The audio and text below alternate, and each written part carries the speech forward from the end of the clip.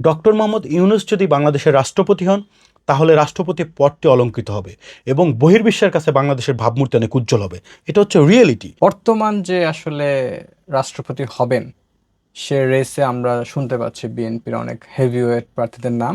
পাশাপাশি আজকে সংবাদ মাধ্যমে দেখলাম যে ডক্টর মোহাম্মদ ইউনূসের নামও চলে আসছে।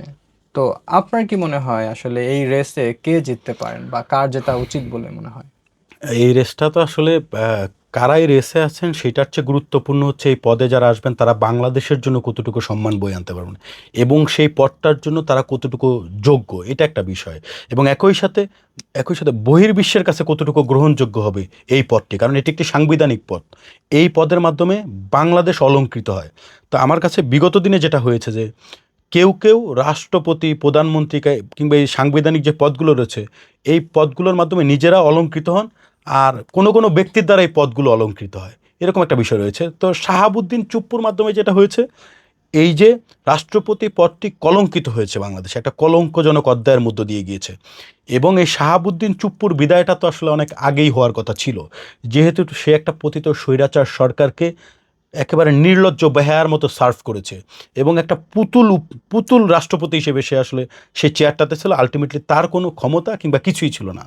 তো নর্মালি বাংলাদেশে যেটা হয় যে প্রধানমন্ত্রী রাষ্ট্রপতির ক্ষমতার একটা ভারসাম্য দরকার, সেই জায়গায় হয়তো তার ক্ষমতা কিছুটা হলো কম ছিল, কিন্তু যেটুকু ছিল সেটুকু তো সে সঠিক ব্যবহার করেনি, কিংবা সে জাতির কাছে তার যে রাষ্ট্রপতির যে পদমর্যাদা এবং গ্রহণযোগ্যতা সেই জায়গায় তিনি অনেকখানি পিছিয়ে ছিলেন এবং তার যে ব্যক্তিগত ইমেজ সেটিও আসলে এই জাতির জন্য অপমানজনক আসলে। তো এখন যিনি রাষ্ট্রপতি হিসেবে ভারপ্রাপ্ত হিসেবে দায়িত্ব পালন করছেন তিনি way more capable I guess. তো তিনি আছেন ভালো। এরপর আমরা যাদের নাম শুনতে পাচ্ছি, বিশেষ করে বিএনপির মহাসচিব মির্জা ফখরুল ইসলাম আলমগীরের কথা শুনতে পাচ্ছি, আমরা শুনতে পাচ্ছি যে ডক্টর মোহাম্মদ ইউনূসের কথা। ডক্টর মোহাম্মদ ইউনূস যদি বাংলাদেশের রাষ্ট্রপতি হন তাহলে রাষ্ট্রপতি পদটি অলঙ্কৃত হবে এবং বহির্বিশ্বের কাছে বাংলাদেশের ভাবমূর্তি অনেক উজ্জ্বল হবে। এটা হচ্ছে রিয়েলিটি।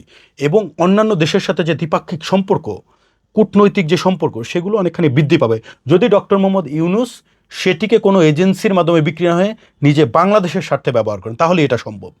আর মির্জা ফখরুল ইসলাম আলমগীর নিরেট ভদ্রলোক এবং তার রাজনৈতিক দীর্ঘদিনের অভিজ্ঞতা রয়েছে। তিনি দীর্ঘদিন রাষ্ট্র পরিচালনা মন্ত্রী পরিষদেও ছিলেন।